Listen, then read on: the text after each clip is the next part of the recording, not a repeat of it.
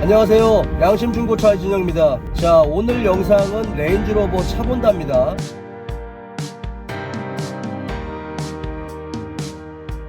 제가 오늘 봐드릴 차는 레인지로버 3세대고요 V8 5.0 슈퍼차저입니다.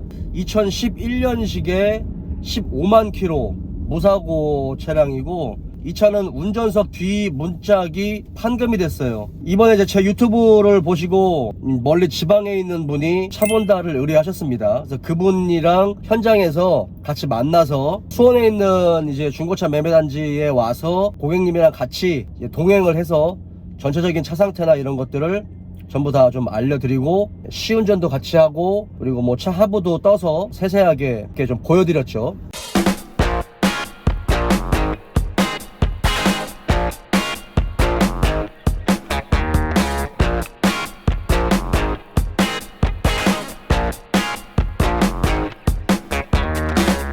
자, 여러분께도 설명드리겠습니다. 이 차는 가솔린 5000cc고요 V형 8기통 풀타임 4륜구동입니다. 레인지로버 차량이고 L322라는 이제 코드명을 가지고 있죠. 기본적으로 레인지로버 차량은 중고차로 선뜻 구입하기가 굉장히 어렵잖아요. 이번 고객님도 마찬가지지만 자동차를 굉장히 좋아하시는 분 같아요. 레인지로버를 구입하시려고 하시다가 보니까 전문적으로 봐주는 분들도 많이 안 계시는 것 같고, 그래서 감사하게도 저한테 차 본다를 의뢰하셨습니다. 자, 여러분들께 설명드릴게요. 먼저 이 차는 조수석 뒷문짝이 단순 그 판금입니다. 근데 묻방 작업을 좀 잘한 것 같은 느낌이 들어요. 지금 차 상태를 봤을 때 뭔가 판금이 많이 된 흔적들은 보이지 않습니다. 근데 이제 바디 같은 경우가 알루미늄 바디거든요. 그러면 알루미늄 바디를 가지고 있는 차들은 판금하기가 조금 까다로워요. 어렵고. 그래서 우리가 성능 검사를 할 때 보통 도막 측정기 가지고도 하지만 볼트가 풀린 흔적들이 있으면 그거는 거의 대부분 체크를 하긴 합니다. 근데 이제 안쪽 철판도 물론 살펴는 보겠지만 기본적으로 알루미늄으로 되어 있는 부분들 있잖아요. 그런 부분들은 풀렀으면 어느 정도 체크를 하는 편이에요. 풀지 않고서는 작업을 하는 경우가 많지 않기 때문에 거의 그런 확률이 높고, 그래서 제가 이제 다른 부분도 보여드렸는데 그쪽 부분은 문짝이 한번 탈착이 됐어요. 근데 제 생각에는 탈착만 되지 않았을까라는 생각을 하고, 만약에 판금이 됐다라고 하면 묻방 작업을 굉장히 잘하지 않았을까라는 생각이 듭니다. 근데 어쨌든 기본적으로 성능 점검을 할 때 우리가 볼트가 완전히 풀려서 한번 문짝이 탈착되어 있는 그 부분으로 확인을 할 수밖에 없는 약간 구조적인 단점이 있기 때문에 그거는 고객님한테 약간 좀 설명을 드렸습니다. 먼저 외관을 먼저 보면요, 외관은 비교적 많은, 제가 뭐 랜드로버나 레인지로버 차량들을 봤는데 이게 2011년이면 10년이 훌쩍 넘은 차잖아요. 14년 정도가 된 차인데, 그래도 14년이라는 그 세월이 있다 보니까 이게 뭐 아무리 상품용으로 잘 만들어져 있다 하더라도 뭔가 상품성이 조금 부족한 차들이 분명히 있었어요. 그리고 경기도권이 조금 더 그런 차들이 많이 있었고, 근데 지금 이 차 같은 경우는 비교적 굉장히 외관이 깨끗했어요. 전체 도색까지는 아니겠지만 전체 도색 수준으로 도장을 좀 많이 한 것 같아요. 그리고 도장이 두껍게 들어갔어요. 그래서 도막 측정기를 했을 때 굉장히 두껍게 나와요. 이게 도막 측정기에 나와 있는 숫자만으로 이거를 그냥 사고다 사고가 아니다 라고 판단하기가 굉장히 어렵습니다. 이 차도 그냥 육안으로 봤을 때도 도장이 굉장히 두껍게 들어갔어요. 그래서 고객님한테 그 부분 설명드렸죠. 이 부분 도장은 좀 두껍게 들어갔다. 본넷 빼고, 본넷하고 천장 빼고는 거의 오일도색 수준으로 한번 도장이 들어간 것 같다 라고 말씀을 드렸고, 외관 상태가 굉장히 깨끗했다라는 부분이 좀 특징입니다. 타이어 트레드는 괜찮은데 뒤쪽 타이어는 좌우가 트레드가 좀 달랐어요. 그러니까 좌우의 어떤 사이즈는 똑같았지만 타이어 패턴이 좀 달랐다 라는 부분이 조금 아쉽습니다. 외관상으로 봤을 때 이 앞뒤의 브레이크 디스크의 컨디션은 매우 양호했습니다. 제가 예전에도 여러분들께 말씀드렸지만 유럽 차들 같은 경우, 특히나 공차 중량이 많이 나가는 차들은 패드의 어떤 이런 압력만 저항만으로는 좀 어렵다. 그래서 브레이크 디스크도 같이 갉아먹는다 라고 말씀을 드렸죠. 이 차 같은 경우는 그런 부분이 매우 양호했습니다. 하지만 뒷바퀴 브레이크 라이닝은 최대한 빨리 교환을 하시는 게 좋지 않을까 라는 생각이 듭니다. 그리고 휠 같은 경우는 도색을 하셨는데 그래도 뭐 생활의 흔적은 있어요. 보기 흉할 정도의 까짐이나 이런 거는 없기 때문에 그 부분은 크게 문제를 삼을 필요는 없었습니다. 저한테 의뢰하기 전에 의뢰자분이 굉장히 좀 꼼꼼하고 많이 알아보고 결정을 하신 것 같아요. 다른 뭐 헤이딜러라든지 이런 부분에서 이 차의 이력이나 이런 것들이 혹시 나와 있는 부분들이 있나 해서 살펴봤는데 뭐 전전 차주도 그렇고 전 차주분도 그렇고 기본적으로 구입 후에 어느 정도의 소모품 교환 하신 걸로 나와 있고, 그 다음에 서비스 센터에 들어가서 좀 점검도 받은 이력들 이런 것들도 좀 저한테 확인을 시켜드렸거든요. 자, 여러분께 설명드릴게요. 먼저 이 차의 단점은 제가 여러분들께도 정말 많이 설명을 드렸죠. 누유나 누수가 되는 포인트들이 있는데 슈퍼차저이다 보니까 일반 자연흡기면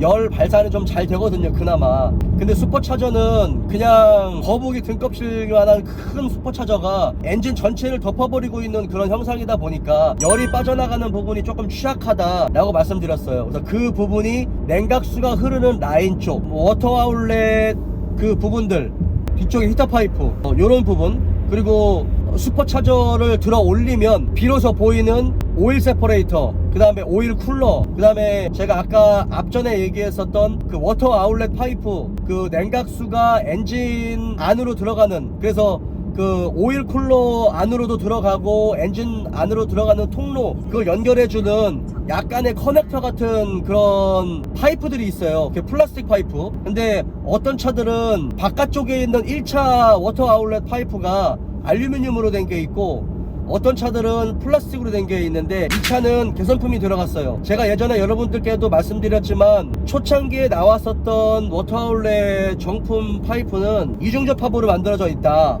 그래서 열에 취약하다, 구조적인 부분에서 열에 취약하다. 그래서 뭔가 이게 깨지거나 손상이 가지는 않았는데 분명히 접합되는 부분에서 수축과 팽창을 지속적으로 하는 부분에서 내구성에서 누수가 된다라는 부분을 말씀을 드렸죠. 딱 처음부터 봤을 때 냉각수와 관련된 부동액과 관련된 부분에서 한번 작업을 했어요. 왜냐면 인테크 파이프 쪽도 부동액이 흘러가지고 마른 흔적들도 있고, 그 다음에 개선품이 들어간 부품을 제가 확인했기 때문에 그 부분은 좀 양호했습니다. 그리고 이게 보그 엔진인데 그게 슈퍼차저를 위로 올리면 V블럭이 굉장히 깊은 골을 가지고 있다라고 했잖아요. 평소에 다른 차들보다 굉장히 깊고 큰 골을 가지고 있다 보니까 누유나 누수가 되면 어지간히 흐르지 않고서는 안에 많이 고여 있거든요. 그런 걸 보기가 굉장히 어렵다. 그런데 오일 필터 하우징 안쪽으로 자세히 보면 누유가 된 흔적이라든지 누수가 된 흔적, 그러니까 건조하지 않은 흔적들을 분명히 볼 수 있거든요. 이 차도 그 부분의 포인트를 잡고 정말 자세히 확인을 했어요. 근데 그 부분은 약간의 어떤 소모품 교환이나 이런 관리의 흔적들이 좀 많이 보였습니다. 그래서 안심이 됐어요. 또 하나는 워터펌프에서의 누수죠. 이 차도 워터펌프 가스켓 쪽에서도 잘 새기 때문에 이게 물론 이제 누수 작업을 할 때 워터펌프 아마 가스켓 작업도 했을 겁니다.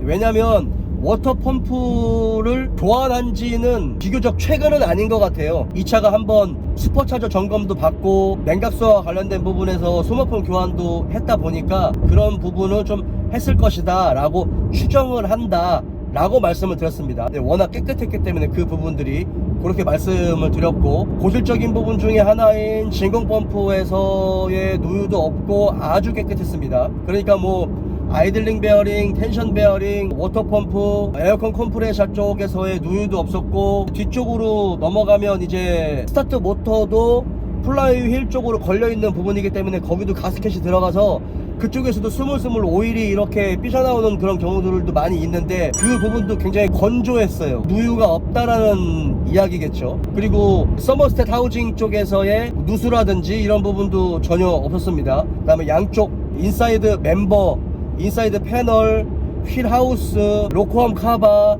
이런 부분도 전부 다 확인을 했지만 미세누유의 흔적이나 이런 것들은 보이지 않았습니다. 이제 시운전을 했어요. 이제 시운전 하기 전에 조수석 앞쪽으로 보면 에어컨 냉매가 들어가는 금속 파이프가 들어가는데 고무 호수 클램프에서 누수가 좀 됐어요. 그 부분이 조금 계속 흐르는 상태에서 밑으로 좀 많이 흘렀습니다.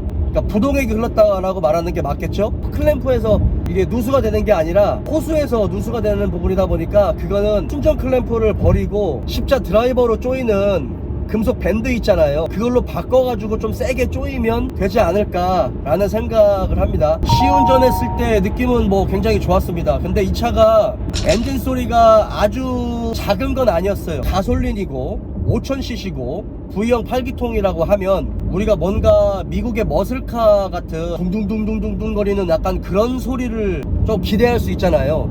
근데 보그 엔진이 여러분이 생각하는 것처럼 그렇게 시끄러운 엔진이 아니에요. 근데 이 차 같은 경우는 비교적 엔진 소리가 크지는 않았지만 지금까지 V8 가솔린 엔진들에 비해서는 엔진 소리가 좀 조용하지는 않은 그런 편이었어요. 전 차주분이 서비스 센터에서 이 차의 엔진 소리 때문에 한번 그 점검을 의뢰하신 적이 있었는데 그 부분에서는 뭐 합격이 나온 것 같아요. 큰 문제가 없는 걸로. 제가 이제 냉간시에 시동을 걸어보고 시운전으로 도로를 달리면서의 어떤 회전 질감이나 이런 것들은 전혀 문제가 없었는데 조금 엔진 소리가 기존에 있었던 차들보다는 엔진 소리가 작지는 않았다. 카센터에 가가지고 차량 하부를 떠봤어요. 저 같은 경우는 무조건 언더카바를 다 뜯어서 확인을 하죠. 뒤쪽도 굉장히 깨끗했어요. 그러니까 우리가 10년이 훌쩍 넘은 차들, 랜드로버나 레인지로버 같은 차들을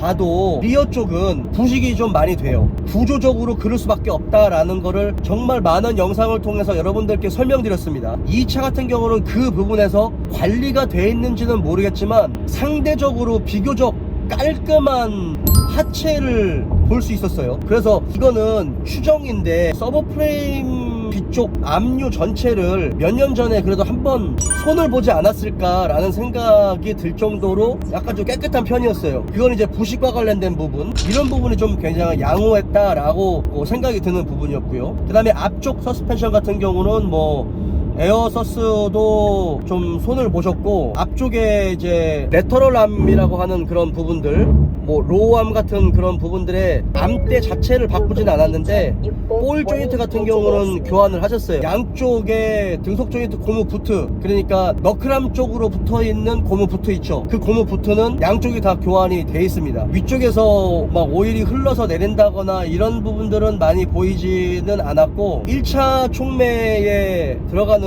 산소 센서 2개는 교환을 하셨어요. 한 가지 이제 아쉬운 부분은 약간의 누유와 미세 누유가 있는데 오일팬 쪽에서의 누유가 보였고 크랭크 샤프트 리테이너 쪽에서 약간의 미세 누유가 보였는데 그게 이제 누유가 맞아요. 왜냐면 앞쪽 디퍼런셜 있잖아요. 4륜이니까 앞쪽 디퍼런셜에 오일이 좀 흥건하게 좀 묻어 있었어요. 근데 디퍼런셜 오일이랑 엔진 오일은 약간 다르거든요. 디퍼런셜에서 새서 오일이 흘러내린 게 아니었습니다. 그거는 오일팬 위쪽에서 흘러서 좀 떨어진 것들이 많이 퍼져 있었고 앞쪽 디퍼런셜 쪽에 고여가지고 좀 떨어지는 그런 부분이었어요. 워낙 이게 복잡하게 구조로 이루어져 있다 보니까 상부 엔진 오일 팬 쪽에서 누유가 돼가지고 그게 타고 흘러내린 게 아닌가 라는 생각이 들었습니다. 왜냐면은 엔진 오일에 흐르는 범위가 미션 쪽까지 침범하지 않았어요. 그 부분이 조금 누유가 있다라는 부분. 크랭크샤프트 리테이너 부분은 기름기가 묻어 있었어요. 그러니까 그게 이제 누유가 시작돼서 고여있는 정도는 아니었습니다. 근데 이거는 약간 미세 누유다 보니까 크게 걱정하실 부분은 아니지만 나중에는 이제 누유가 점점 심해질 수는 있다.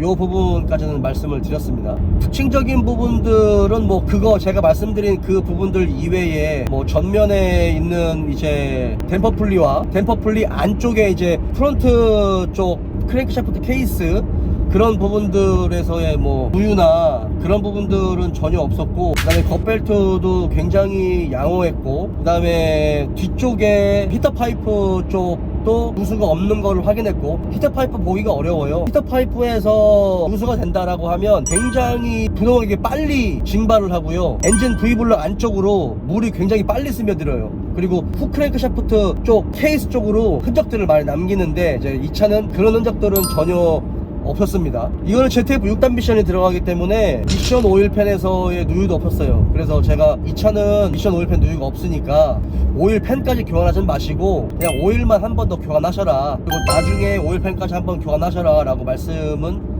드렸습니다. 단점 중에 하나인 트랜스퍼 케이스 누유는 전혀 없었어요. 이 차는 그런 미세 누유도 보이지는 않았습니다. 뭐 전체적으로 차량 상태는 여러 차를 봤을 때 대비해서 외관이 좀 더 깨끗했고, 그 다음에 전차주가 그래도 전혀 신경을 전혀 쓰지 않은 흔적들은 보이지 않았어요. 그래서 가격 대비 긴가민가 하는 부분들은 뭐 보이진 않았습니다. 구입하시고 최소 300에서 400 정도는 우리 국산차 사서 한 3-40만원 정도는 들어가듯이, 디스커버리나 레인지로버 같은 경우는 200에서 그래도 한 400만원 정도는 기본적으로 들어간다 라고 생각을 하고 사시라라고 제가 처음부터 말씀드렸고, 의뢰하시는 분도 그 부분은 생각을 하고 계셨어요.